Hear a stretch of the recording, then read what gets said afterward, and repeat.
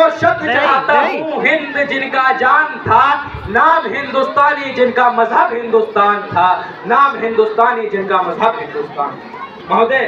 मैं आपसे एक सवाल पूछता हूँ, वो कौन सी ऐसी चीज है जिसे हम देख तो सकते हैं मगर छू नहीं सकते? यही सवाल सन 1945 से पहले एक कक्षा में पूछा गया था। उस समय विद्यार्थियों ने इसके अनेक अनेक उत्तर दिए। किसी ने कहा हम सूरज को देख तो सकते हैं मगर छू नहीं सकते, किसी ने कहा हम आकाश को देख तो सकते हैं मगर छू नहीं सकते। लेकिन उसी कक्षा के बाहर खड़ा होकर पढ़ने वाला एक छात्र तपतपाई आंखों को लेकर, मुरझाई नजरों को लेकर खड़ा हुआ और पानी की तरफ देखकर बोला कि मैं प्यास से मर भी रहा हूँ लेकिन इस पानी को देख सकता हूँ मगर छू नहीं सकता, क्योंकि मैं एक अछूत जाति का हूँ और वह अछूत जाति का लड़का कोई और नहीं बल्कि संविधान के निर्माता डॉक्टर भीमराव अम्बेडकर जी। आज आजादी के 77 वर्षों के बाद सवाल भी वही है, घड़ा भी वही है और कक्षा भी वही है, किंतु अगर कुछ बदला है तो ये क्या किसी भी जाति, किसी भी धर्म और संप्रदाय का छात्र हो वो एक साथ बैठकर पढ़ सकता है, लिख सकता है, पानी भी पी सकता है और इतना ही नहीं बल्कि इस देश के सर्वोच्च पद पर एक आदिवासी महिला इस देश को उन्नति की राह भी दिखा सकता है। ये ताकत दी हमको हमारे संविधान में। मगर जो लोग ये कहते हैं कि 14 अगस्त के मध्य रात्रि 2 दस्तावेजों पे हस्ताक्षर हुए और बड़ी आसानी से ये देश आजाद हो गया, तो सुन लो, कतरा कतरा खून दिया था, दी जवानी जुनून दिया था,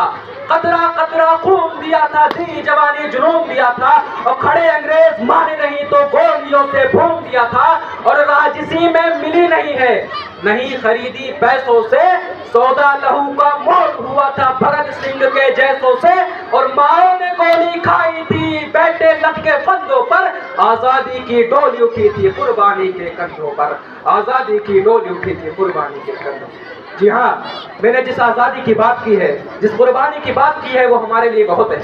यदि आज लाल किले पर तिरंगा झंडा भी लहराता है तो उसको पाने के लिए हमने जो कुर्बानियां दी है उनको याद दिलाते हुए मैं उस तिरंगे झंडे से भी कहना चाहता हूँ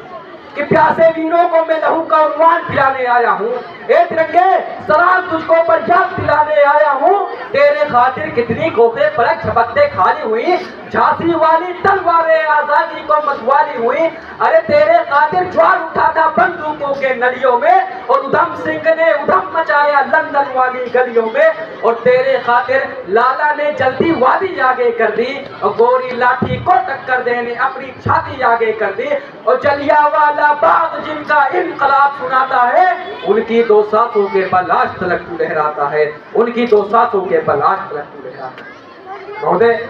आज हम राष्ट्र के नवनिर्माण की तो बातें करते हैं मगर अपनी संस्कृति, अपनी सभ्यता को इस कदर भूल गए हैं, और ये बात शायद हम आज तक नहीं समझ पाए कि सच्चा देशभक्त देश के लिए मरने की बात करता है, देश के लिए मारने की कभी नहीं।